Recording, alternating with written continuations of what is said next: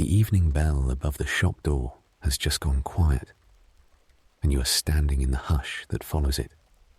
Dust hangs in the last light, turning slowly, gold and soft, catching the low angle of the sun as it slips behind the rooftops across the street.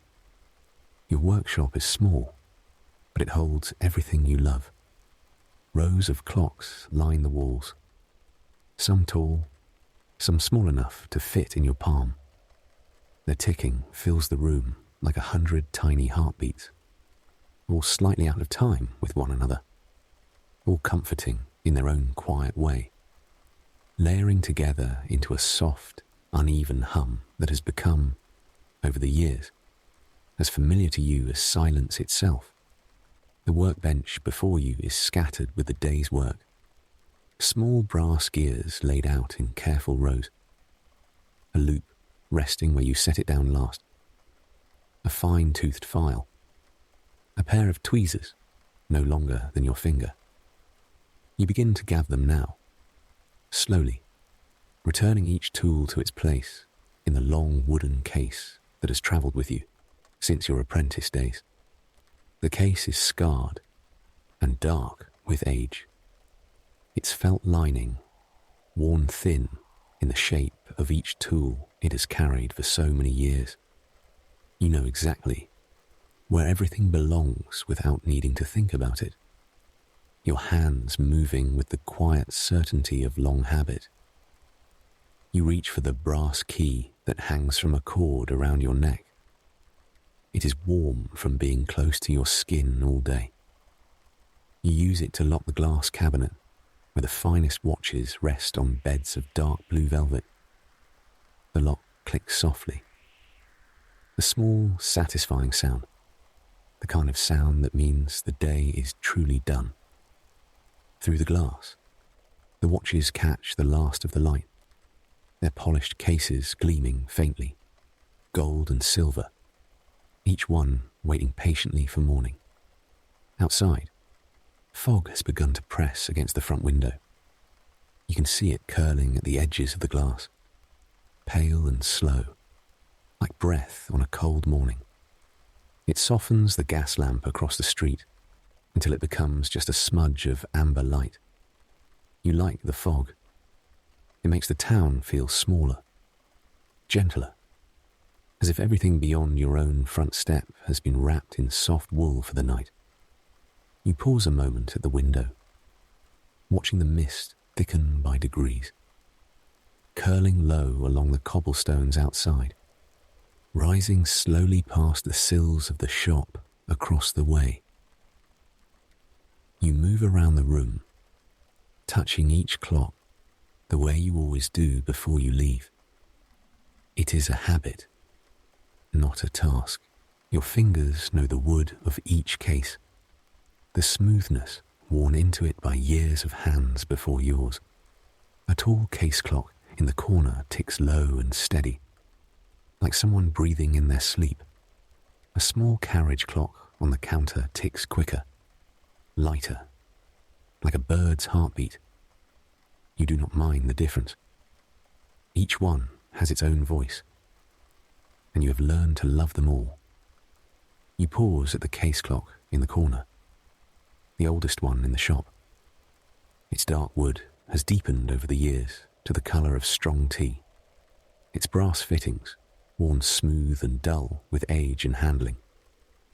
An old widow brought it in many years ago, worried its slow ticking meant it was dying. You remember opening its back panel by candlelight, finding nothing wrong at all. Just dust, and old oil turned thick with age. You cleaned it gently, oiled the small brass wheels, and listened as its tick grew steady again beneath your hand. She wept a little when she came to collect it, though whether from relief or memory, you never quite knew. You did not ask. Some things are better, left resting quietly, the way this clock now rests in the corner of your shop, faithful and slow. You run your fingers lightly along its wooden case now, feeding the small nicks and scratches gathered over decades. Each one, a tiny memory the wood has kept for itself. Near the base, a faint ring stains the wood, left long ago by a forgotten teacup. And you smile faintly at the sight of it, the way you always do. This clock has outlived the widow who brought it. Outlived, perhaps, several owners before her. It will likely outlive you as well, ticking on in this same corner, or some other corner, long after your own hands have gone still. Beside the window sits a smaller clock, round-faced, with a chip in its porcelain rim. This one belongs to no one but you. It was the very first clock you ever repaired, back when your hands still trembled a little over such delicate work. Your master stood behind you that day, saying nothing, simply watching as you turned each tiny screw. When the clock finally ticked to life beneath your fingers, he only nodded once and went back to his own bench. That nod meant more to you than any words could have. You kept the clock ever since, moving it from bench to bench, shop to shop, until it found its home here, on this windowsill, where the last of each day's light falls softly across its cracked white face. You wind it now, slowly, the small key turning with a familiar resistance beneath your fingers. 3 full turns, no more. You have done this every evening for so many years that your hand knows the count without your mind needing to follow along. The small click of the spring reaching its limit is as familiar to you as your own heartbeat. Outside the window behind it, the fog has grown thick enough now that the street lamp across the way is little more than a soft golden blur, and you watch it for a moment through the old clock's glass, the 2 images layering gently together, hazy light behind a hazy face. Along the far wall, a row of pocket watches waits in a wooden case, each one tagged with a small paper label, a name, a date, an instruction, repairs waiting for their owners to return. You check each tag gently, though you already know them all. Mr. Whitfield's watch, the one with the cracked crystal, ready since Tuesday. The vicar's watch, needing only a gentle cleaning, nearly finished.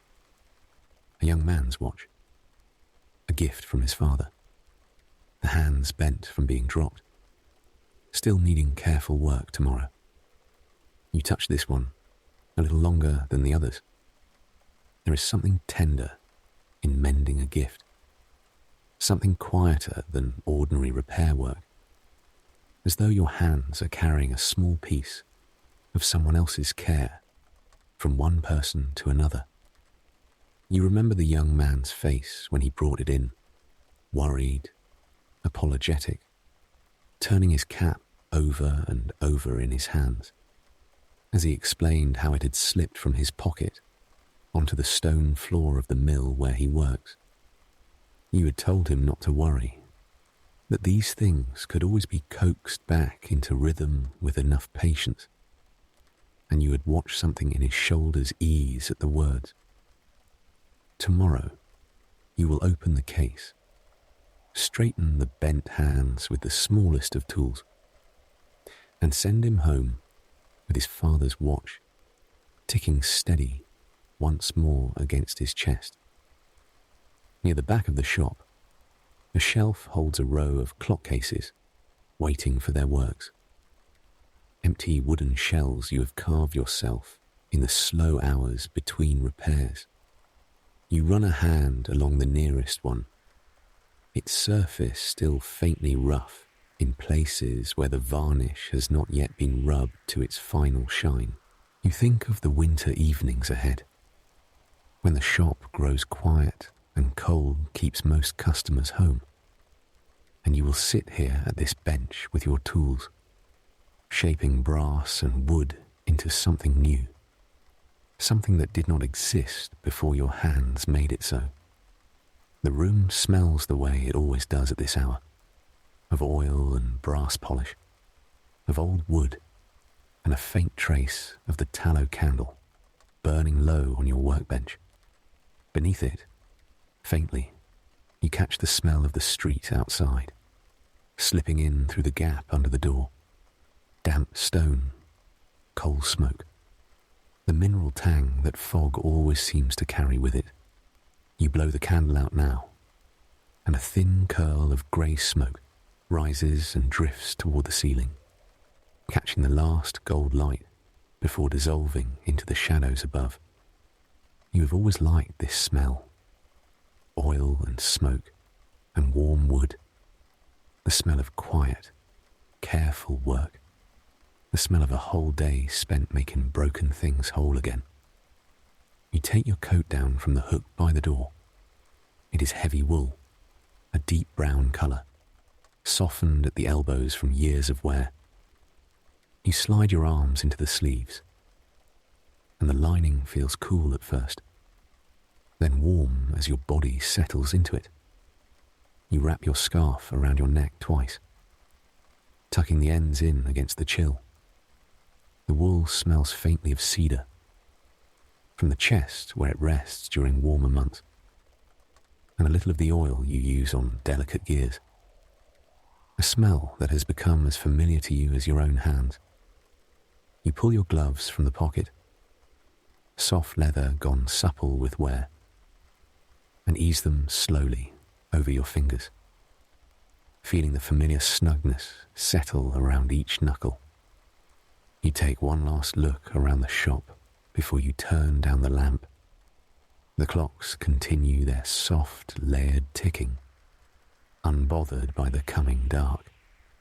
You have always found this comforting, the idea that while you sleep, they will keep their steady rhythm, counting the hours quietly to themselves, patient and faithful, needing nothing from you until morning.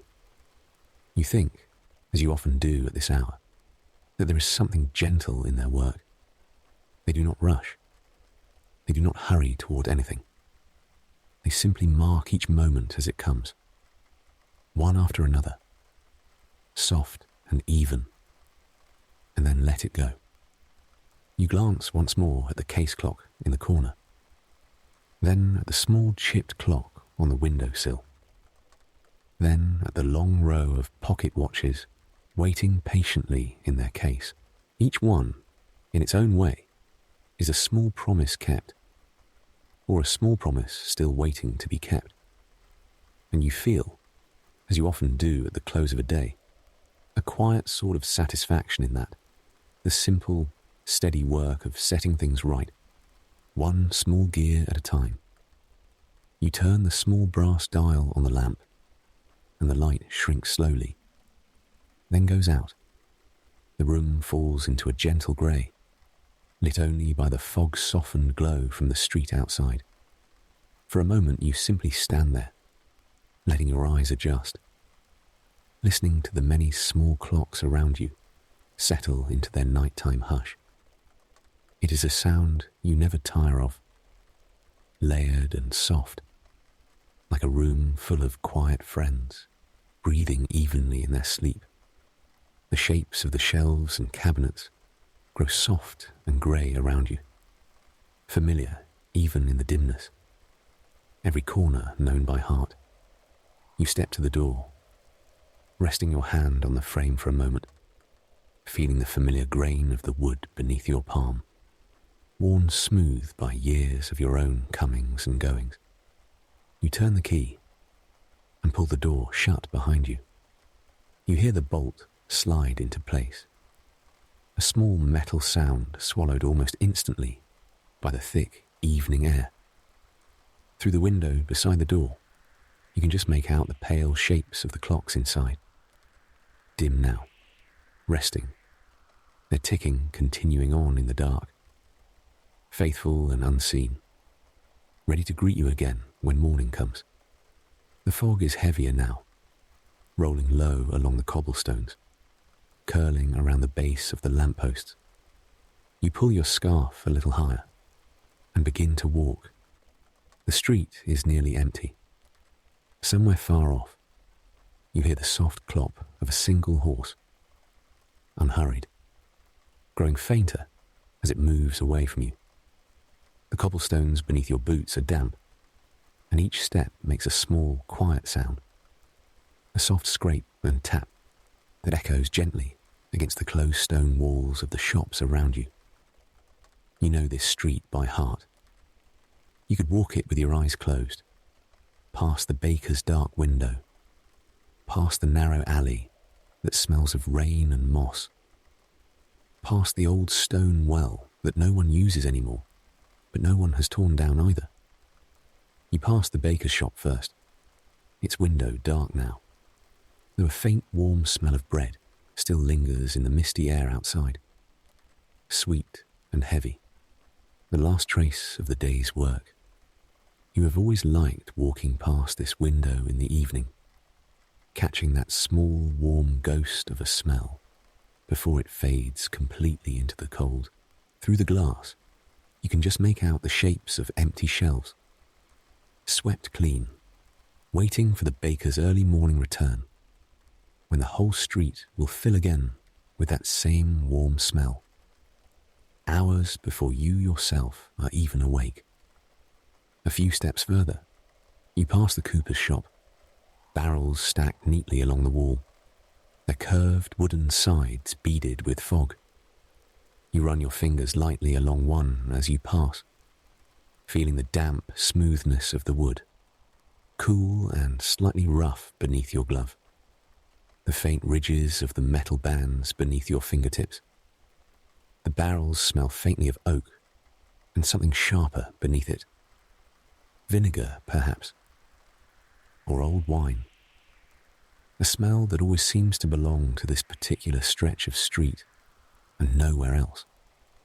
The gas lamps glow like small, patient moons, each one wrapped in its own halo of fog.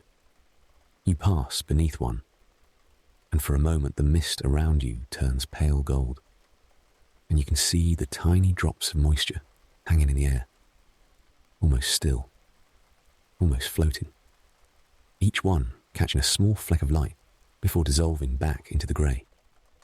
Then you step past it, and the gold fades back into soft grey, and you keep walking, unhurried, your breath slow and even, matching the quiet rhythm of your steps. Your breath makes small clouds in front of you, gentle and slow. The cold air carries the smell of coal smoke from chimneys settling in for the night. And beneath that, faintly, the green smell of the river a few streets over. Damp stone and quiet water. You breathe it in slowly, and it feels clean somehow, despite the smoke, like the whole town has exhaled and is finally resting. You cross a narrow side street, little more than an alley, where the fog gathers even thicker between the close-set walls. Somewhere above, a window is cracked open despite the chill, and you catch a small thread of firelight and the low murmur of voices. A family settling in for the evening. The words too soft to make out, only the warm, easy shape of the sound reaching you before it fades behind you as you walk on. You pass a few other souls on your walk. A lamplighter with his long pole, moving from post to post. A woman locking the door of a milliner's shop, nodding to you as you pass. No words are needed. Everyone tonight moves with the same unhurried rhythm. The shared understanding that the day has ended and only rest remains. You nod back and continue on, your boots finding the familiar dips and rises in the stone without needing to look down, the way your hands find the small screws and springs of a watch without needing your eyes to guide them. Further along, you pass the small stone church at the edge of the square, its dark windows catching only the faintest grey gleam of the fog-wrapped sky above. The churchyard gate stands slightly open, as it always does. And beyond it, you can just make out the soft, rounded shapes of old headstones, leaning gently with age, wrapped now in mist the way everything else in town is wrapped tonight. You have walked past this gate 1,000 times, and it never troubles you. There is something peaceful in it instead, the quiet company of so many who once walked these same streets, who once felt this same fog settle cool against their faces at the end of a long day. Near the old stone well, you slow for a moment, resting one hand on its cool, damp rim. You do this most nights, though you have never quite known why. Perhaps it is simply a place to pause, halfway between the shop and home, a small stone marker in your evening. The fog is thickest here, gathering low over the unused well, drifting slow and pale, like something breathing gently in its sleep. The stones beneath your palm are old, older than the shop, older than most of the town around it, worn smooth by generations of hands, resting exactly where yours rests now. You stand only a moment, feeling the quiet settle deeper into your shoulders, before you continue on, your pace even slower now, your thoughts beginning to loosen and drift the way they always do at this part of your walk home. You remember standing here once as a boy, being told the well was older than the church itself, dug by hands whose names no one now remembers. You had believed back then that you could hear something in it if you listened closely enough, some faint echo of water far below. You listen now, out of old habit, more than real curiosity, and hear only the soft, muffled hush of the fog itself, and very faintly, your own breath, slow and even, and somewhere behind you, the last echo of your own footsteps still settling into silence. The fog thickens as you near the edge of town, where the shops give way to small brick houses with dark green doors and white curtained windows. Warm light glows behind a few of them, soft and low, the kind of light that means someone inside has already settled by the fire. You imagine, just briefly, what it might be like behind each door. A kettle steaming, a book left open on the arm of a chair, a cat curled tight on a windowsill. The thought is pleasant, and you let it drift away as easily as it came, the way clouds drift without needing to be held. You pass the small green door of your neighbour, old Mr. Ainsley, and notice, as you always do, the faint curl of smoke rising steady from his chimney. The same steady rhythm every evening for as long as you have lived beside him. A cat, grey and unbothered by the cold, sits curled on his windowsill, watching you pass with only mild interest before tucking its nose back beneath its tail. You nod toward the window, though you know no one is watching. An old habit of politeness toward a street that has become, over the years, something almost like family. The lane narrows here, the fog pressing closer on either side, softening the hedgerows into low grey shapes, blurring the line between garden and path. You can hear, faintly, the trickle of the small stream that runs behind the last row of houses, swollen slightly from recent rain, murmuring low and constant beneath the deeper hush of the fog. It is a comforting sound, one you have fallen asleep to more nights than you could count, carried faintly through your bedroom window on quiet evenings such as this one. Your own house comes into view at the end of the lane, small and familiar, its brick softened by moss at the base, its chimney sending up a thin, steady thread of smoke into the fog above. You feel your shoulders loosen just at the sight of it, the particular kind of relief that only comes from seeing your own door after a long, slow day.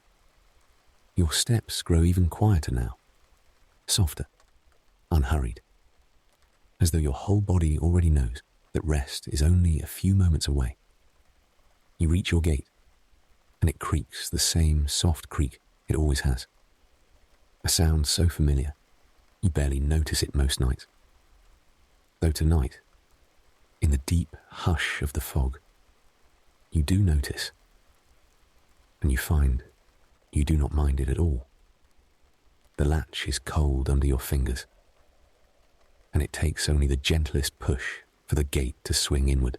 Your small garden is barely visible now, just shapes in the mist, the rounded shadow of a rosemary bush, the tall, thin lines of last summer's stalks, waiting patiently, unbothered, for spring to find them again. You walk the short stone path to your door, slow and even, the fog seeming to follow you, curling in soft ribbons around your ankles, as if it too wants to come inside and rest beside the fire. You pause on the step, just for a moment, and look back the way you came. The lane already swallowed almost entirely by the thick grey mist. The lamps of the street behind you reduced to faint smudges of gold, soft and distant. You take your key from your coat pocket, a smaller, simpler key than the one from the shop, worn smooth by years of use, and you hold it for just a moment before you slide it into the lock, feeling, as you always do at this hour, that you have arrived somewhere safe, somewhere slow, somewhere the whole soft weight of the evening can finally be set down. The key slides into the lock with the ease of long familiarity, and the door opens with a low, warm creak of its own. Inside, the air is still and mild, holding the last warmth of the fire you banked before you left this morning. You step in, and the door closes behind you with a soft, final sound, shutting out the fog, the cold, the whole slow-moving night. For a moment you simply stand in your own front hall, letting the quiet of your home settle around you like a blanket you did not know you were missing. You hang your coat on the peg by the door, feeling the weight lift from your shoulders as you do. The scarf comes next, looped over the same hook, still faintly holding the shape of your neck. You ease your gloves from your fingers, one at a time, and set them on the small shelf beside the door, where they will wait, soft and empty, until morning. You bend to unlace your boots, the leather damp and cool from the fog, and set them side by side on the mat, feeling the worn wooden floor cool and smooth beneath your stockinged feet. Your house is quiet, but not empty quiet. It is the comfortable kind of quiet, filled with small sounds you know so well you barely hear them. The settle of the fire in the next room, the occasional soft tick of the clock on your own mantel, smaller than any in your shop, but no less dear to you. You move slowly into the front room now, your steps unhurried, your body already beginning to soften with the promise of rest. The fire has burned low, just a bed of orange embers, glowing beneath a soft grey layer of ash, but it is enough to warm the room gently, enough to fill the air with that low, familiar smell of wood smoke that always seems to live in the corners of your house, no matter the season.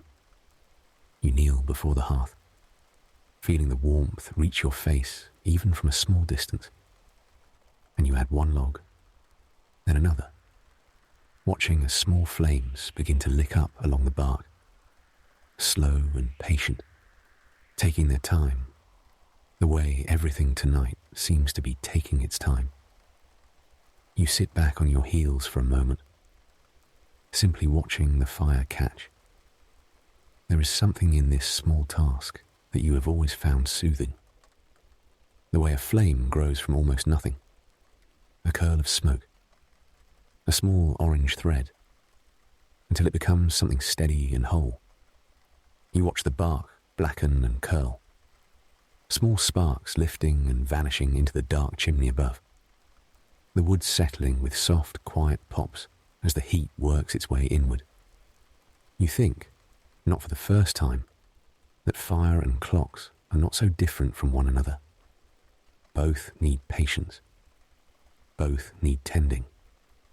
Both, if you care for them properly, will keep giving you their steady warmth in return, asking for very little, offering quite a lot.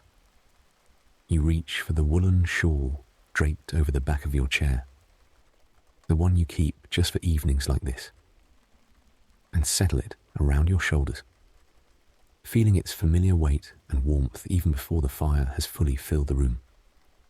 The wool is soft with age, worn thin in places, but warm still. Warm in the particular way that only a much-used, much-loved thing can be.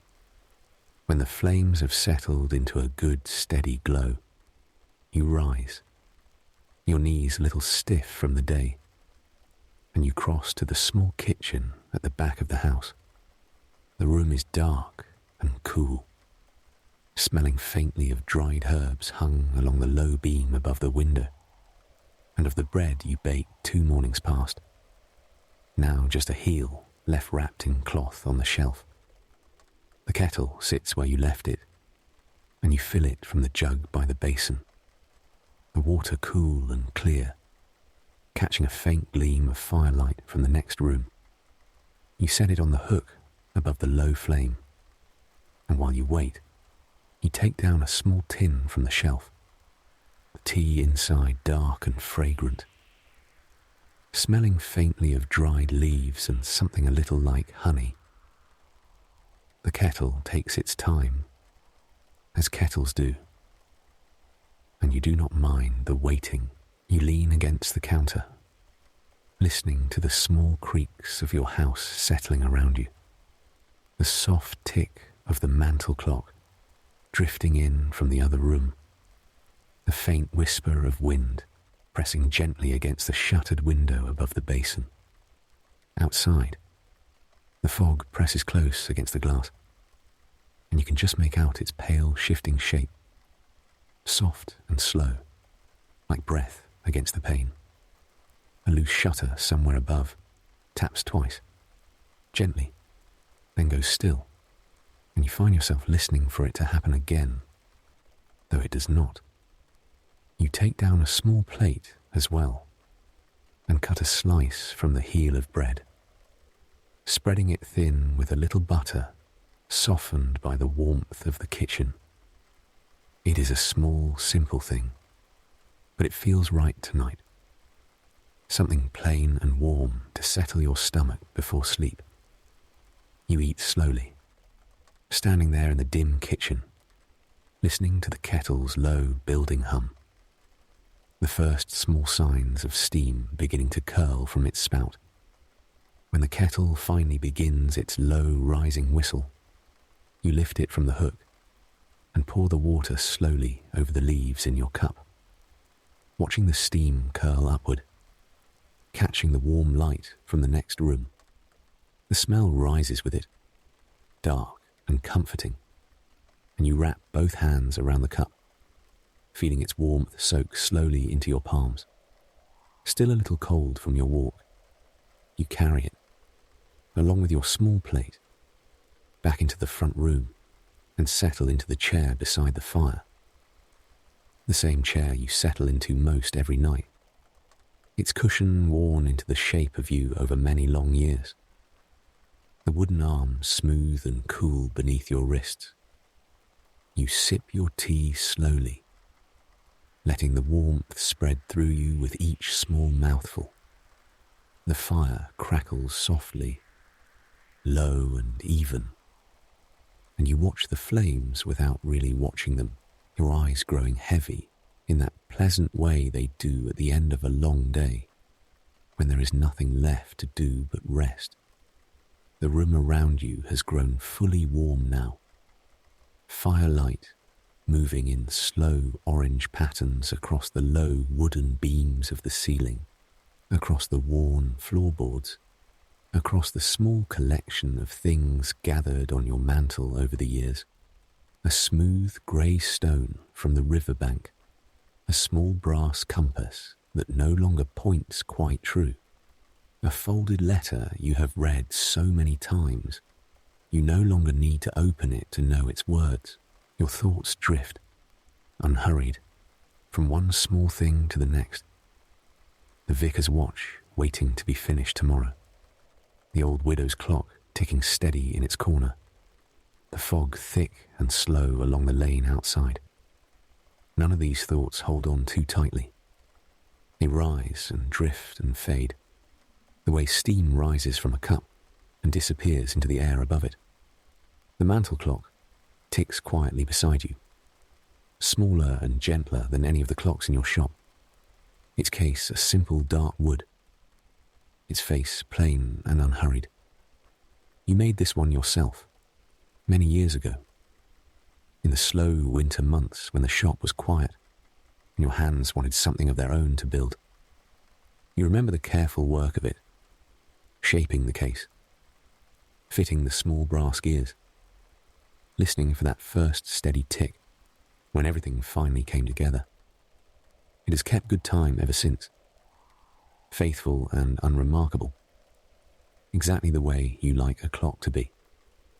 You glance toward the window, where the curtain has not been fully drawn, and through the narrow gap you can see the fog pressing soft and pale against the dark glass, lit faintly at its edges by the last glow of a street lamp, somewhere beyond your small garden. It seems tonight to be moving even slower than usual, curling and settling in long, unhurried folds, as though it too has nowhere left to be. Nothing left to do but drift quietly until morning. The cat from next door calls once, faintly, from somewhere out in the fog, a soft, muffled sound, and then falls quiet again. You smile faintly into your cup at the sound, familiar and companionable. One more small thread woven into the low, steady hum of the evening. The fire pops softly, and a single spark lifts and fades against the dark stone of the hearth, and you watch it go with the same unhurried attention you give to everything at this hour. You finish your tea slowly, the cup nearly empty now. Just a small warm weight in your hands. You set it aside on the little table beside your chair, along with the empty plate, and you sit for another few moments, simply enjoying the fire's warmth, the quiet of the room, the soft, layered comforts of a house that has settled fully into evening. Your eyelids grow heavy in that slow, pleasant way, the kind of tiredness that does not rush you, only waits patiently for you to be ready. You let your shawl slip a little looser around your shoulders. The warmth of the fire, now enough on its own to hold off the evening chill. Your body has begun to loosen fully now. The last small tensions of the day, the fine work of tiny screws, the cool damp of the fog, the length of the walk home, all of it easing slowly out of your shoulders, your back, your folded hands, replaced by the low, steady warmth of the fire and the full, settled stillness of your own home around you. You look once more around the room, taking in each familiar shape in the firelight. The worn chair, the small mantel with its quiet collection of years, the dark window holding the fog at bay. There is nothing left to do tonight.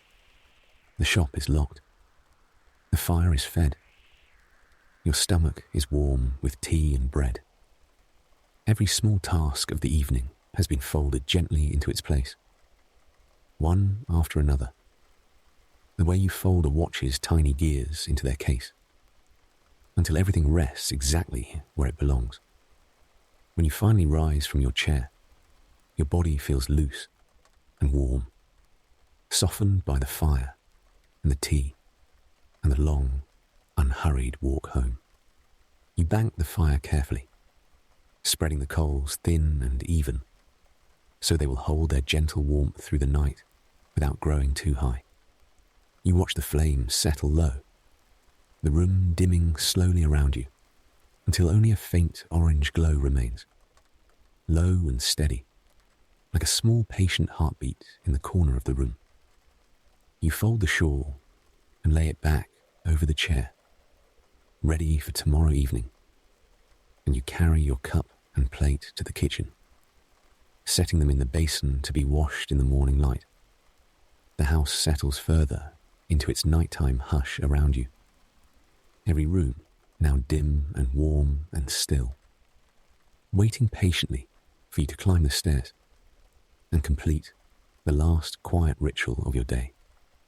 You pause at the bottom of the staircase, one hand resting on the smooth wooden rail, worn pale by years of hands like yours. And you look back once at the front room, the fire glowing low and faithful in the dark, the mantel clock ticking on, small and steady, keeping its own quiet watch over the house while you sleep. Satisfied, you turn and begin, slowly, to climb. Each step creaks softly beneath you, familiar sounds in a familiar order, sounds that have marked the end of 1,000 days, just like this one. At the top of the stairs, the air is cooler, and you can hear the faint, steady tick of another small clock in your bedroom, the one you keep on the table beside your bed, its pace slow and low, like a lullaby with no words. Your bedroom is dim, lit only by the last of the fire glow drifting faintly up the stairwell, and by a thin sliver of foggy moonlight slipping in through the gap in your curtains. You can see the shape of your bed, waiting for you. The blankets turned back, just as you left them this morning. The room smells faintly of lavender, from the small dried bundle you keep on the windowsill, and of clean linen. And beneath it all, the same soft cedar scent from your coat, carried in gently on the folds of your clothes. You move slowly to the small basin in the corner, pouring a little water from the jug beside it, cool against your warm skin, as you wash the day gently from your hands and face. The oil and brass polish smell fades beneath the clean scent of the water, and you feel, in some small way, that you are washing away not just the dust of the shop, but the whole slow weight of the day itself, setting it down here, in this quiet room, so that only rest remains. The water in the basin ripples faintly, catching the thin moonlight, then settles again to stillness as you set the cloth aside. You unbutton your waistcoat slowly, your fingers a little clumsy now with tiredness, though you do not mind the slowness. There is no need to hurry here, no need to hurry ever. In this small room at the top of your small house, with the fog pressing soft and silent against the window, and the whole town settling into its own version of this same quiet rest, you fold your clothes carefully over the chair beside your bed, the way you always do. Waistcoat, then shirt, then the rest. Each movement a little slower than the last.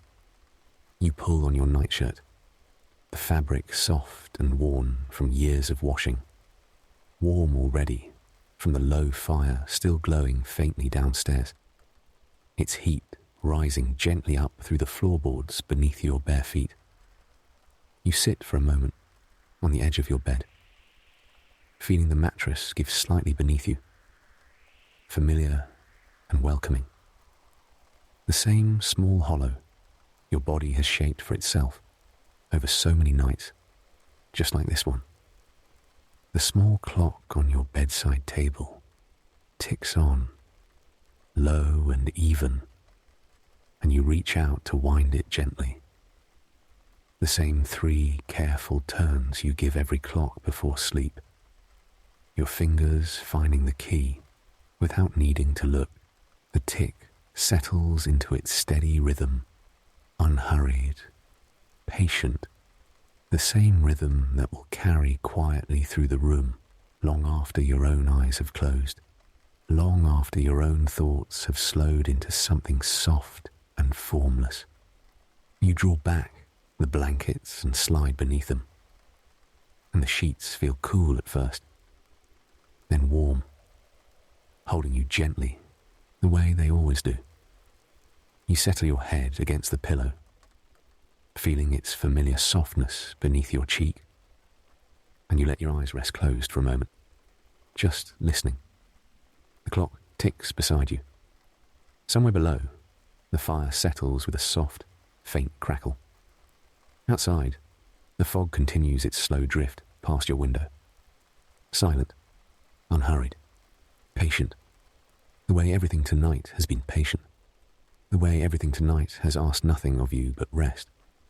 Your breathing slows, matching itself, without any effort on your part, to the low, steady tick of the clock beside you. The sound no longer feels like separate ticks now, each one distinct from the last, but more like a single soft thread of sound, unbroken, stretching gently through the dark of your room.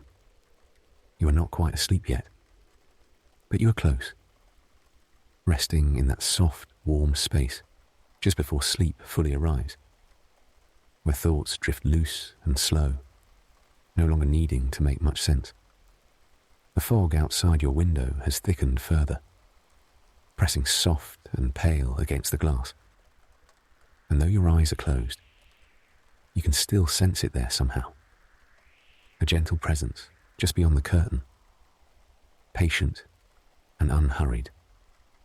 The room around you has grown fully dark now, except for the faint orange glow that rises up through the floorboards from the banked fire below. A low warmth you can feel more than see, spreading slowly through the wood beneath your bed. Your body has settled fully into the mattress now, heavy and warm.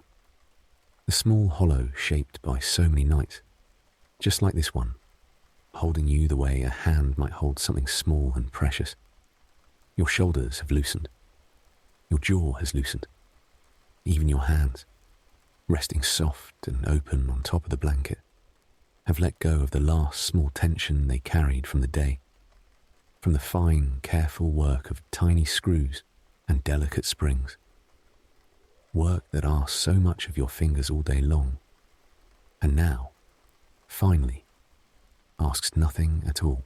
In this soft space between waking and sleep, your mind begins to wander gently back over the day, the way it often does, though tonight the memories come slower, softer, more like images drifting past than thoughts you are actively having.